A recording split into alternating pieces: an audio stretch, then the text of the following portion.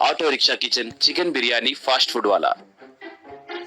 एक गांव में राव बहादुर नाम का एक धनवान आदमी रहता था। उसका एक बड़ा बंगला था। उसके सामने कीमती कीमती कारों के साथ साथ एक ऑटो ट्रॉली भी रहती थी। बहादुर को राजा बहादुर नाम का एक बेटा था। बहादुर आए दिन उस ऑटो ट्रॉली को चलाते हुए लोड घुमाते रहता था।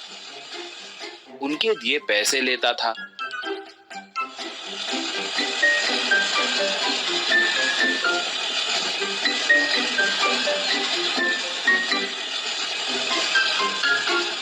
मगर वो ऑटो बहुत पुरानी होने के कारण हर बार रास्ते में ही रुक जाती थी। एक मैकेनिक उसकी मरम्मत करता था। कमाए हुए सारे पैसे उसके मरम्मत के लिए ही खर्च हो जाते थे। एक बार बहादुर ऑटो ट्राली में जाने लगा था, तभी वो ऑटो रास्ते में रुक गई। मैकेनिक उसे देखकर, राजा भाई, ये बहुत पुरानी हो चुकी है, तुम्हें बोले तो समझ में नहीं आता। मेरी बात सुनकर इसे स्क्रैप में बेच दो, इस पे 1 रुपया भी खर्च करना बेकार है। कहा तो राजा, नहीं भाई, मैं इसे बेच नहीं सकता। बात को समझो, कुछ भी करके इसे ठीक करो भाई प्लीज। कहा। मैकेनिक उसकी अच्छे से मरम्मत करके, राजा भाई, अब से ये दिन में 10 किलोमीटर से ज्यादा नहीं घूम सकती। अगर उससे ज्यादा दूर घूमे तो इसे रिपेयर नहीं कर सकते। बाद में तुम्हारी मर्जी। कहा। राजा तब, क्या दिन में सिर्फ 10 किलोमीटर ही घुमा सकते हैं? ऐसे रहे तो मुश्किल है ना भाई। ठीक है, क्या कर सकते हैं? कहकर उसे पैसे देकर ऑटो लाकर घर के सामने रख दिया। थोड़े दिनों के बाद राजा बहादुर की शादी हुई। उसकी पत्नी का नाम नगमा था। वो बहुत समझदार थी। पति को आए दिन पिता के पास से 100 रुपए लेना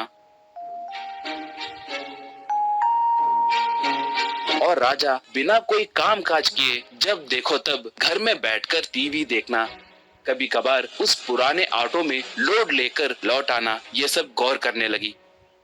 एक बार वो अपने आप को रोक नहीं पाई और सीधे राजा से पूछती, ए जी, आपके पास इतने पैसे हैं, फिर भी आप क्यों उस खटारा ऑटो में ही घूमते रहते हैं? अमीर होने के बावजूद भी आप आए दिन ससुर जी से सिर्फ 100 रुपए ही क्यों लेते हैं? सुना है कि इससे पहले आप ऑटो में लोड लेकर जाते थे, अब वो भी बंद कर दिए। क्या हुआ?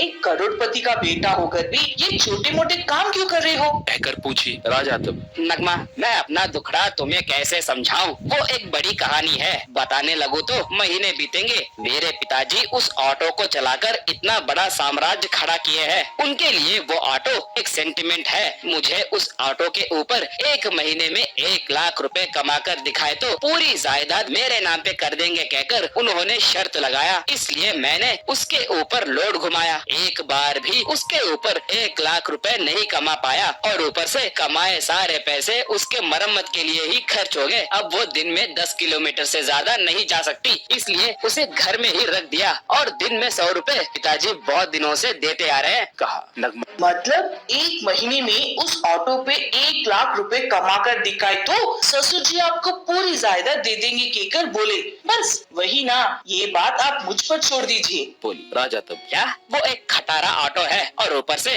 वो दिन में 10 किलोमीटर से ज्यादा नहीं घूम सकती? उसके ऊपर उतने सारे पैसे कैसे कमाओगे? कहा। नगमा तब, हम उस ऑटो को एक फास्ट फूड ऑटो के जैसे बदल देंगे। उसके ऊपर चिकन बिरयानी और दूसरे खाने का पदार्थ बनाकर बेचेंगे। मैं खाना बनाना अच्छे से जानती हूँ। मेरा हाथ का बिरयानी खाकर लोग अपना आपा खो बैठेंगे। बोली। पत्नी की समझदारी को देखकर राजा आश्चर्य में पड़ गया।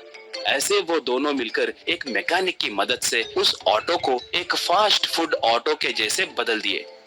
नगमा तब, देखिए, हमारा गांव का सेंटर यहाँ से 5 किलोमीटर दूरी पर है। जाकर आने के लिए 10 किलोमीटर होंगे, इसलिए हमारी ऑटो नहीं रुकेगी। बोली। ऐसे दोनों मिलकर उस ऑटो को लेकर गांव के अंदर आए। नगमा वहां पर चिकन बिरयानी बनाई और दूसरे व्यंजन भी बनाने लगी।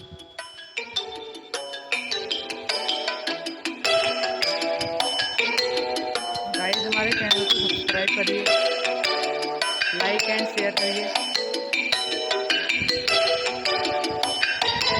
धीरे धीरे लोग आने लगे, वहां पर खाने लगे। उस खाने का स्वाद उन्हें बहुत पसंद आया। ये खबर पूरे गांव में फैल गया। बस अगले दिन से लोग उमड़कर आने लगे। उससे उन लोगों को बहुत पैसे मिलने लगे। ऐसे महीना होते ही 1 लाख रुपए से भी ज्यादा पैसे कमाए। दोनों उन पैसों को लेकर राव बहादुर को दिए। वो तब बेटी, मेरे बेटे को समझदार पत्नी मिली है। उसे मेहनत किया है पता चलने के लिए ही मैंने वो शर्त रखी थी। अब तुम्हें देखकर मुझे उस पे भरोसा आया है। कल ही पूरी जायदाद उसके नाम पे लिखकर मैं आराम करूंगा। कहा। ये सुनकर दोनों बहुत खुश होकर उन्हें नमस्कार किए।